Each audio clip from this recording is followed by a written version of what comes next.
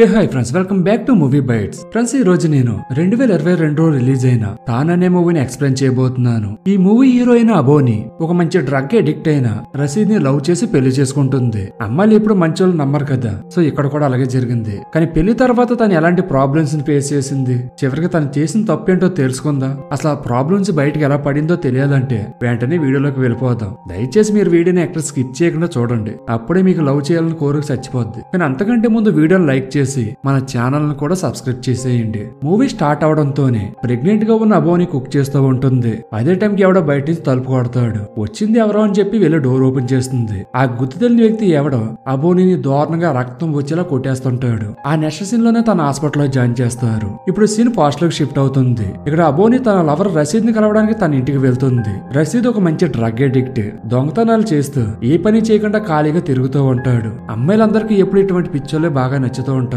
నాలాగా మంచోళ్ళని ఎవరు పట్టించుకోరు అనుకోండి. ఇంకా మూవీ విషయానికి వస్తే ఇది ఎంత ఖాళీగా తిరిగినా గానీ మన హీరోయిన్ ని తన్నే లవ్ చేస్తుంది. రషీద్ ని కలవడానికి వచ్చిన అబోని తనతో మాట్లాడుతూ ఎప్పుడు డ్రగ్స్ తీసుకుంటూ తాగుతూనే ఖాళీగా తిరుగుతావా, ఏదైనా మంచి పని చేసుకోవరా అని చెప్పేసి మంచి గీతోపదేశం చేస్తుంది. అవసరమైతే నాతో ఏదో జాబ్ లో జాయిన్ అవ్వని చెప్పేసి బాగా చెబుతూ ఉంటుంది. కానీ మనోడు పట్టించుకోడు. అబ్బాయి ఎంత ఎదవైనా కావచ్చు, కానీ అమ్మాయికి నచ్చని పని చేశాడనుకో ఆడి పనికి అయిపోయింది అన్నట్టే. ఇక్కడ కూడా అబోని రషీద్ తో మాట్లాడుతూ ఉంటుంది. కానీ ఇంతలో రషీద్ రూమ్ లో ఒక లేడీస్ బ్యాగ్ కనిపిస్తుంది. అది చూసిన మన అబోనికి పిచ్చ కోపం వస్తుంది. ఆ బ్యాగ్ ఎవరిదని చెప్పేసి గొడవ పడుతూ ఉంటుంది. ఇక్కడ మనోడు ఇంకా ఇంటెలిజెంట్. ఆ బ్యాగ్ అయితే నాది కాదు, అది నా ఫ్రెండ్ లవర్ది అనుకుంటా అని చెప్పి కవర్ చేసేస్తాడు. ఇప్పుడు సీన్ అబోని వాళ్ళ ఇంటి దగ్గర షిఫ్ట్ అవుతుంది. ఇక్కడ వాళ్ళ అత్త మాట్లాడుతూ, నువ్వు రాత్రి నీ బాయ్ ఫ్రెండ్ తో బాగా మాట్లాడుతున్నావు, అవన్నీ నేను ఇంటూనే ఉన్నాను. నా మాట విని నువ్వు కూడా మీ అక్కలాగా మంచి డబ్బున్నవాడిని పెళ్లి చేసుకో, చాలా హ్యాపీగా ఉంటావని చెప్పి మంచిగా చెబుతుంది. మనం మంచి వాళ్ళ మాటలు అసలు పట్టించుకోం కదా. నిజానికి అబోని వాళ్ళ అమ్మ నాన్న చనిపోతారు. అందుకే వాళ్ళ అక్క బావలతో కలిసి ఉంటుంది. జాబ్ చేస్తూ నెలకి ఇంట్లో ఒక 5,000 ఇస్తూ ఉంటుంది. కానీ తన ఇంట్లో ఉండడం వాళ్ళ బావకి ఇంకా వాళ్ళ అత్తగా అసలు నచ్చదు.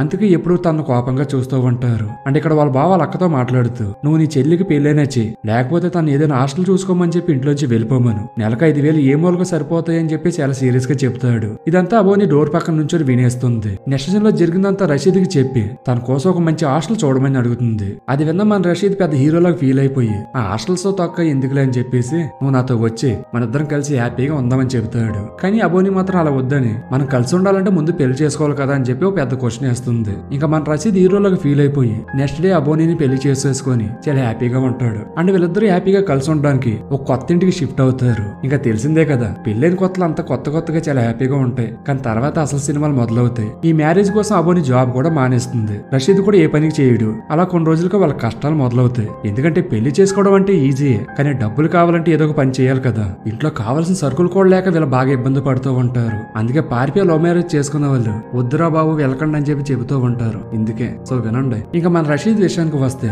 మనోడు మాత్రం ఏ పని చేయకుండా తన ఫ్రెండ్స్ కి కాల్ చేసి డబ్బులు అని చెప్పి అడుగుతూ ఉంటారు. ఇదంతా గమనించిన అబోని ఒక క్లాత్ స్టోర్ లో సేల్స్ గర్ల్ గా జాయిన్ అవుతుంది. ఇప్పుడు సీన్ మళ్ళీ ప్రజెంట్ లోకి షిఫ్ట్ అవుతుంది. అబోనిని చూడడానికి వాళ్ళ అక్క హాస్పిటల్ కి వస్తుంది. ఇక్కడ డాక్టర్స్ మాట్లాడుతూ, పేషెంట్ చాలా బ్లడ్ కోల్పోయారు, తన బ్లడ్ గ్రూప్ కోసం చాలా చోట్ల ట్రై చేసాం, కానీ దొరకడం చాలా కష్టంగా ఉంది, మీరు కూడా మీకు తెలిసిన వాళ్ళ దగ్గర ట్రై చేయండి అని చెబుతారు. రషీద్ కూడా తన ఫ్రెండ్స్ అందరికి కాల్ చేసి బ్లడ్ కోసం అడుగుతాడు. కానీ ఎవరు సరిగ్గా రెస్పాండ్ అవ్వరు. అదే టైంకి ఇమ్రాన్ అనే వ్యక్తి హాస్పిటల్ కి వచ్చి అబోనికి కావాల్సిన బ్లడ్ ఇస్తాడు. ఇక్కడ రషీద్ మాట్లాడుతూ, మీరు నా భార్య ప్రాణాలు కాపాడారు, నేను మీకు రుణపడి ఉన్నాను, మీకు ఎప్పుడు ఏ అవసరం ఉన్నా నాకు కాల్ చేయండి అని ఒకరు ఫోన్ నెంబర్స్ ఇంకొకరు షేర్ చేసుకుంటారు. ఇలా సీన్ మళ్ళీ ఫాస్ట్ లోకి షిఫ్ట్ అవుతుంది. జాబ్ లో జాయిన్ అయిన అబోని డైలీ వర్క్ కి వెళ్ళడం మొదలు పెడుతుంది. తన జాబ్ కి వెళ్ళిపోవడంతో ఇంట్లో రషీద్ ఒక్కడే ఉంటాడు. తనకు అప్పుడు బాగా డ్రగ్స్ తీసుకుంటూ ఉండేవాడు కదా, కానీ ఇప్పుడు పెళ్లి అవడంతో అవన్నీ మెల్లగా మానేస్తూ ఉంటాడు. అబోని రోజు తన పక్కనే ఉండడంతో రషీద్ కి డ్రగ్స్ మానేయడం పెద్దగా ఇబ్బందిగా అనిపించేది కాదు. కానీ తను సడన్ గా వర్క్ కి వెళ్లేసరికి రషీద్ ఇంట్లో ఒక్కడే పిచ్చోడు అయిపోయేవాడు.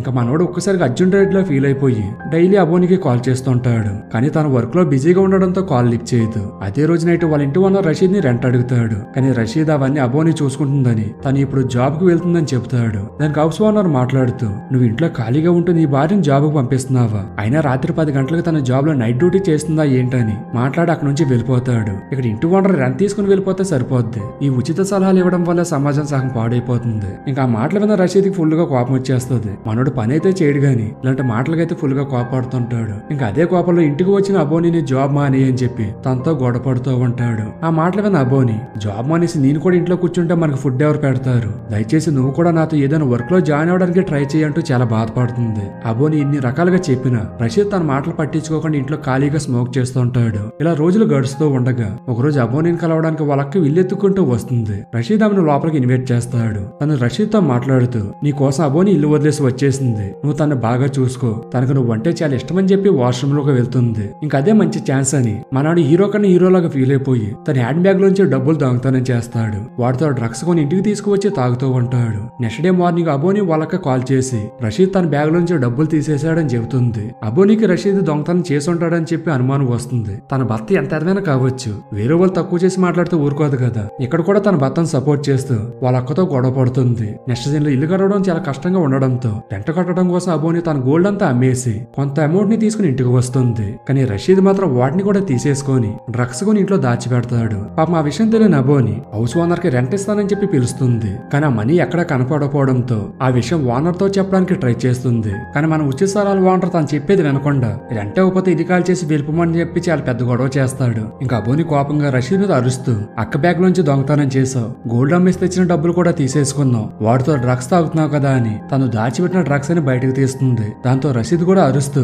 తను కొట్టి గొంతు పట్టుకుంటాడు. అందుకే ప్రేమించే ముందు ఆలోచించాలని చెప్పేది. అప్పుడే అబోని తను ప్రెగ్నెంట్ అనే విషయం బయట పెడుతుంది. ఈ మాట విన్న మన రషీద్ చాలా మంచోడైపోతాడు. తను చేసిన తప్పులన్నింటినీ తెలుసుకుని చాలా బాధపడతాడు. ప్రెగ్నెంట్ గా ఉన్న తన వైఫ్ ని జాబ్ కు పంపించకూడదని చెప్పి డిసైడ్ అవ్వి డెలివరీ బాయ్ గా జాబ్ లో జాయిన్ అవుతాడు. ఇంట్లో కావాల్సిన అన్ని కూడా తానే చూసుకుంటాడు. దాంతో అబోని కూడా చాలా హ్యాపీగా ఫీల్ అవుతుంది. ఇలా డేస్ అన్ని గడుస్తూ ఉంటాయి. తను ప్రెగ్నెంట్, రషీద్ కూడా మారిపోయాడు, చక్కగా జాబ్ చేసుకుంటున్నాడు. ఇంకా వీళ్ళ లైఫ్ సెట్ అయిపోయిందని చెప్పి అబోని అనుకుంటూ ఉంటుంది. తెలుసు కదా సినిమా అంటే ట్విస్ట్ లో ఉండాలి కదా. మరి ఎంతలో మూవీ స్టార్టింగ్ లో అబోనిని ఒక అతను కొడుతూ ఉంటాడు కదా, అదే సీన్ రిపీట్ అవుతూ ఉంటుంది. తను ఇలా కొట్టింది ఎవరో కాదు, ప్రజెంట్ హాస్పిటల్లో తనకి బ్లడ్ ఇచ్చిన ఇమ్రాన్. సహాయం చేశాడంటే ఏదో ఒక సీన్ ఉండాలి కదా. మరి అసలు ఇమ్రాన్ గారు ఇలా ఎందుకు చేస్తాడో మనకు అసలు ఏం అర్థం కాదు. ఇమ్రాన్ మాత్రం అబోనిని చాలా దారుణంగా సుత్తుతో కొడుతూ ఉంటాడు. ఆ పని చేసింది తానే అని చెప్పి ఆధారాలు దొరకకుండా ఆ సుత్ని మనోడే చాలా నీట్ గా కడిగి మూవీ స్టార్టింగ్ లో మన రషీద్ రూమ్ లో ఒక హ్యాండ్ బ్యాగ్ చూసాం కదా, ఆ బ్యాగ్ లో పెట్టుకొని అక్కడి నుంచి తన ఇంటికి వెళ్లి నేను అమ్మాయిని చంపేశాను, నువ్వేం బాధపడకు, ఇక్కడ నుంచి మనం చాలా సంతోషంగా ఉందామని ఎవరితోనో చెబుతూ ఉంటాడు. ఇప్పుడు సీన్ హాస్పిటల్ దగ్గరకు షిఫ్ట్ అవుతుంది. ఇక్కడ డాక్టర్ రషీద్ తో మాట్లాడుతూ అబోని ప్రెగ్నెంట్ అవడం వల్ల తనకి చాలా ఎక్కువ బ్లడ్ లాస్ అయ్యింది, అర్జెంట్ గా తనకి మళ్ళీ బ్లడ్ కావాలని చెప్పి అడుగుతాడు. దాంతో రషీద్ కి ఏం చేయాలో అర్థం కాక ఇమ్రాన్ గడికి కాల్ చేస్తాడు. ఇమ్రాన్ కాల్ లిఫ్ట్ చేయకపోవడంతో రషీద్ తన ఇంటికి వెళ్లి జరిగిందంతా చెబుతాడు. ఆ మాటలు విన్న ఇమ్రాన్ గాడు అబోనికి బ్లడ్ ఇవ్వడానికి హాస్పిటల్ కి వస్తానని చెప్పి ఒక రూమ్ లోకి వెళ్లి తన వైఫ్ ప్రియాతో మాట్లాడుతూ ఉంటాడు. ప్రియా బాడీ మొత్తం ప్యారలైజ్ అయి ఉండడంతో వీల్ చైర్ లో కూర్చొని ఉంటుంది. తను చూసిన రషీద్ ప్రియాకి ఏమైందని చెప్పి అడుగుతాడు. ఇప్పుడు ఇమ్రాన్ గడ్ మాట్లాడుతూ తనకి ఏం జరిగిందో నీకు తెలియదా, తను ఎవరో నువ్వు ఇంకా గుర్తుపట్టలేదా అని చెప్పి చాలా కోపంగా అడుగుతాడు. ఇప్పుడు మళ్ళీ మూవీ స్టార్టింగ్ లో అబోని రషీద్ రూమ్ లో చూసిన బ్యాగ్ ని చూపెడుతూ సీన్ ఫాస్ట్ లోకి వెళ్తుంది. అసలు ఆ బ్యాగ్ ఎక్కడి నుంచి వచ్చింది ఇప్పుడు మనకి క్లియర్ గా చెప్తారంతే. ఇమ్రాన్ గడ్ యాక్చువల్ గా మంచోడే. యాక్చువల్ గా ఇమ్రాన్ ప్రియా లవ్ మ్యారేజ్ చేసుకుంటారు. ప్రియా కాల్ సెంటర్ లో, ఇమ్రాన్ సాఫ్ట్వేర్ కంపెనీలో జాబ్ చేసుకుంటూ ఉంటారు. ఇక్కడ వీళ్ళతో కూడా ఒక లవ్ స్టోరీ. వీళ్ళిద్దరూ తమ లైఫ్ లో చాలా హ్యాపీగా సంతోషంగా ఉంటారు. అవునండి, జాబ్స్ ఉంటే ఏమీ పెద్ద ఇబ్బంది కాదనుకోండి. అప్పుడే ప్రియా ప్రెగ్నెంట్ అవుతుంది. ఒక రోజు వీళ్ళిద్దరు హాస్పిటల్కి వెళ్ళి తిరిగి ఇంటికి వెళ్తూ ఉంటారు. ఇంతలో మనకి తెలుసు కదా మన హీరో రషీద్ గడు ఆడు తన ఫ్రెండ్స్ తో డ్రగ్స్ తీసుకుని వచ్చి ప్రియా చేతిలో ఉన్న బ్యాగ్ ని లాక్కెళ్ళిపోతూ ఉంటాడు. పాప మన ప్రియా కూడా ఆ బ్యాగ్ ని వదలకుండా చాలా గట్టిగా పట్టుకుంటుంది. ఇదంతా ఇమ్రాన్ గడ్ దూరం నుంచి చూస్తూ ఉంటాడు. ఇంకా మన రషీద్ గడ్ కూడా ఇక్కడ ఫుల్ గా డ్రగ్స్ తీసుకుని ఉన్నాడు. అందుకనే ప్రియాని గట్టిగా కొడతాడు. ఆ దెబ్బతో పాపం ప్రియా తన బెడ్ ను కోల్పోతుంది అండ్ ప్యారలైజ్ అవి డిప్రెషన్ లోకి వెళ్ళిపోతుంది. తన బాధను చూడలేక ఇమ్రాన్ అబోనీని ఫాలో అవుతూ తన ప్రెగ్నెంట్ అని తెలుసుకుంటాడు. కరెక్ట్ టైం చూసుకొని ఇంటికి వెళ్లి తన బాగా కొడతాడు. ఇప్పుడు సీన్ మళ్ళీ ప్రజెంట్ లోకి షిఫ్ట్ అవుతుంది. రషీద్ కి హాస్పిటల్ నుంచి అబోని చనిపోయిందని చెప్పి కాల్ వస్తుంది. ఈ న్యూస్ చూసిన ఇమ్రాన్ గట్టిగా నవ్వుతాడు. ఇంకా కోపంతో రషీద్ తనని కొట్టడానికి వెళ్తాడు. అదే టైం కి ప్యారలైజ్ అయిన ప్రియా వెనక నుంచి రషీద్ ని తల మీద గట్టిగా ఒకటి పీగుతుంది. దాంతో మనోడు అక్కడికక్కడే చనిపోతాడు. ఇలా ఈ మూవీ ఎక్కడితో ఎండ్ అవుతుంది. ఫ్రెండ్స్ చూశారు కదా, ఈ సినిమా చూశాక నాకైతే ఏమర్థమైందంటే రషీద్ మత్తులో చేసిన పనికి ప్రియా తన బెడ్ ను కోల్పోయింది. అంతేకాకుండా ఏ పాపం తెలియని అబోని కూడా చనిపోయింది. ఈ మూవీ చూసిన తర్వాత మనం ఇంకా క్లియర్ గా అర్థం చేసుకోవాల్సింది ఏంటంటే మనం చేసిన తప్పులన్నిటికీ కర్మ అనేది మనల్ని ఇప్పుడు వెంటాడుతూనే ఉంటుందని చెప్పి నాకు అనిపించింది. ఇది ఫ్రెండ్ ఇవాల్టి ఎక్స్ప్లెనేషన్. ఈ మూవీ పైన మీ ఒపీనియన్ ఏంటో కామెంట్ సెక్షన్ లో చెప్పండి. అండ్ వీడియో నచ్చితే ఒక లైక్ కొట్టండి, నచ్చకపోతే డిస్లైక్ మాత్రం కొట్టకండి. అండ్ ఈ వీడియో మీ ఫ్రెండ్స్ ఫ్యామిలీ మెంబర్స్ అందరికీ షేర్ చేసి 1 మిలియన్ సబ్స్క్రైబర్స్ తెచ్చేలా చూడండి. Thank you friends. మళ్ళీ ఇంకొక వీడియోతో కలుద్దాం. జై హింద్.